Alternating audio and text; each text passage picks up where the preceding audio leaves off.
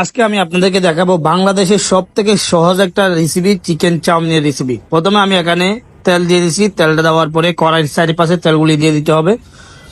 এরপরে আমি কিছু জুলিয়ান পেঁয়াজ দিয়ে দিচ্ছি। এরপরে দিয়ে দিচ্ছি 1 টেবিল স্পুন রসুনের কিমা। এগুলি দেওয়ার পরে একটু নাড়াচাড়া করে সুন্দর করে আমরা ফ্রাই করে নিব।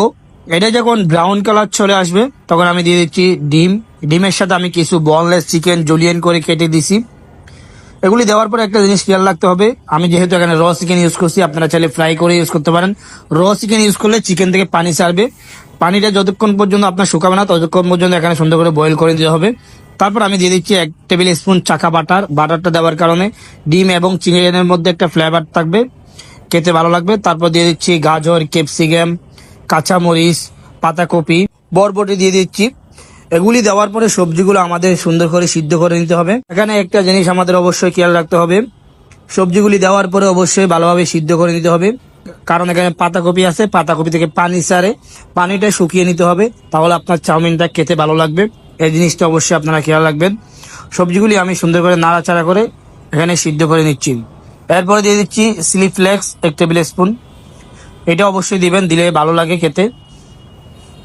তারপরে দিয়েছি বয়েল করা নুডলস। নুডলসগুলি যখন আমরা বয়েল করি 90% 85% বয়েল করে থাকি, তাহলে আপনার বাকি যে 15% 10% থাকে, এটি আমাদের কড়াইয়ের মধ্যে যখন চাউমিনটা রেডি করি তখন আপনার নুডলসটা সিদ্ধ হয়ে যায়।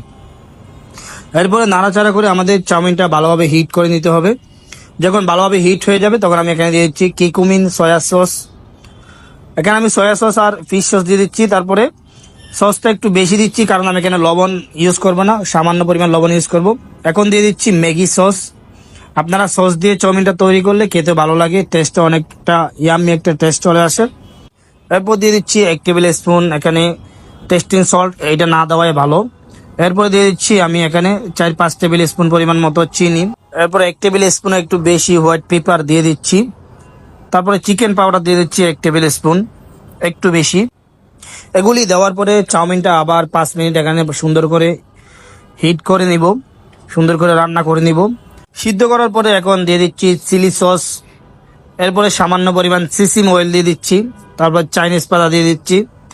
আপনারা চাইলে এখানে পেঁয়াজ পাতা ইউজ করতে পারেন। তারপর বাটার অয়েল দিয়ে দিচ্ছি। পেঁয়াজ পাতা আমার ছিল না, সেই জন্য আমি দিতে পারিনি চাউমিনটা যখন রেডি করতেছিলাম। এগুলি দেওয়ার পরে চাউমিনটা একটু নাড়াচাড়া করে নিব 5-6 মিনিট, তারপর আমার চাউমিনটা হয়ে যাবে। আপনারা চাইলে ইজিভাবে বাসায় এটা তৈরি করে খেতে পারেন। আল্লাহ হাফেজ।